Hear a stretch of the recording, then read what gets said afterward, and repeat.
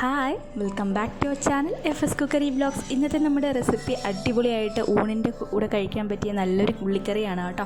അപ്പോൾ എങ്ങനെയാണ് പ്രിപ്പയർ ചെയ്യുന്നതെന്ന് നോക്കാം. വീഡിയോയിലേക്ക് പോകുന്നതിന് മുമ്പ് വീഡിയോ ഇഷ്ടമാണെങ്കിൽ സബ്സ്ക്രൈബ് ചെയ്യാത്തവരൊന്ന് സബ്സ്ക്രൈബ് ചെയ്യണേ. അപ്പോൾ ഉള്ളിക്കറി ഉണ്ടാക്കാനായിട്ട് ഞാൻ ആദ്യം തന്നെ പുളി കുതിരാനായിട്ട് ഇടുവാണേ. ഞാൻ ഒരു വലിയ നെല്ലിക്ക വലിപ്പത്തിന് എടുത്തിട്ടുണ്ട് പുളി. അത് കുറച്ച് വെള്ളത്തിൽ കുതിരാനായിട്ട് മാറ്റി വെച്ചിട്ടുണ്ട്.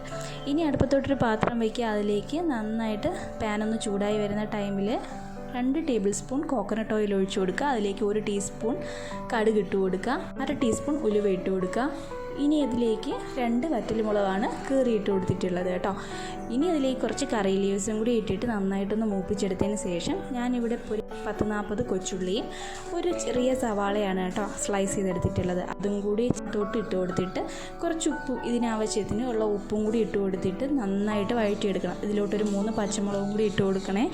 എന്നിട്ട് ഉള്ളിയുടെയൊക്കെ നേരം ഗോൾഡൻ കളർ ആവുന്നത് വരെ നന്നായിട്ട് തന്നെ ഒന്ന് വഴറ്റിയെടുക്കണം.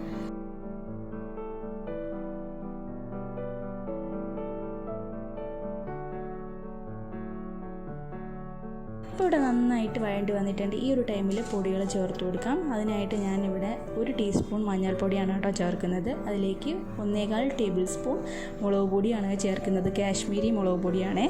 അപ്പോൾ അതും ചേർത്തിട്ട് അതിലേക്ക് ഞാൻ 1/2 ടീസ്പൂൺ കായമാണ് ചേർത്ത് കൊടുക്കുന്നത്. കായപ്പൊടിയാണ് ചേർത്ത് കൊടുക്കുന്നത്. ഇനി ഇതിലേക്ക് 1/2 ടേബിൾ സ്പൂൺ വരുന്ന മല്ലിപ്പൊടിയാണ് ചേർത്ത് കൊടുക്കുന്നത്. ഇത്രയും ചേർത്തിട്ട് ഇതിൻ്റെ സ്മെല്ല് മാറുന്നത് വരെ നന്നായിട്ട് തന്നെ ഒന്ന് ഇളക്കിയെടുക്കാം. പൊടികൾ ചേർത്തതിന് ശേഷം ഞാൻ ലോ ഫ്ലെയിമിലാണ് കേട്ടോ വെച്ചിട്ടുള്ളത്. എന്നിട്ട് നന്നായിട്ട് ഇതൊന്ന് വഴറ്റിയെടുക്കണേ.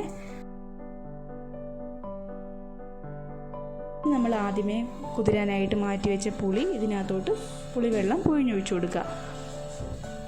അതും കൂടി ചേർത്തിട്ട് ഈ കറി നന്നായിട്ട് ഒന്ന് തിളപ്പിക്കണം. വേണമെങ്കിൽ കുറച്ചും കൂടി വെള്ളം ചേർത്ത് കൊടുക്കുക കേട്ടോ. കൊടുക്കാൻ നമുക്ക് എത്ര കൺസിസ്റ്റൻസി വേണോ അതിനനുസരിച്ച് നമുക്ക് ചേർത്ത് കൊടുക്കാവുന്നതാണ് കേട്ടോ.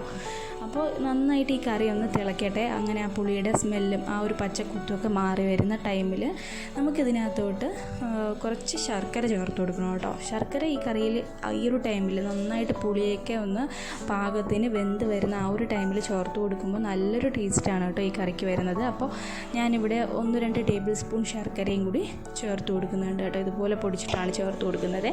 അതും കൂടി ചേർത്തിട്ട് നന്നായിട്ടൊന്ന് ഇളക്കിയിട്ട് ഒന്നും കൂടി ഒന്ന് തിളപ്പിച്ചിട്ട് നമുക്ക് ഫ്ലെയിം ഓഫ് ചെയ്യാവുന്നതാണ്. ചോറിൻ്റെ കൂടെ ഈ ഒരു കറി നല്ലൊരു കോമ്പിനേഷനാണ് കേട്ടോ. ഇതുവരെയും ട്രൈ ചെയ്തവർ ഉച്ചയ്ക്ക് ചോറുണ്ണുമ്പോൾ ഇതും കൂടി ഉണ്ടാക്കി നോക്കുക.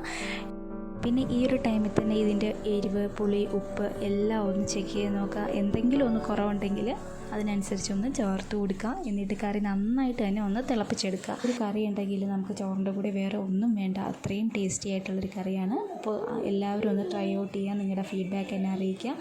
അപ്പോൾ എല്ലാവർക്കും താങ്ക്സ് ഫോർ വാച്ചിങ്.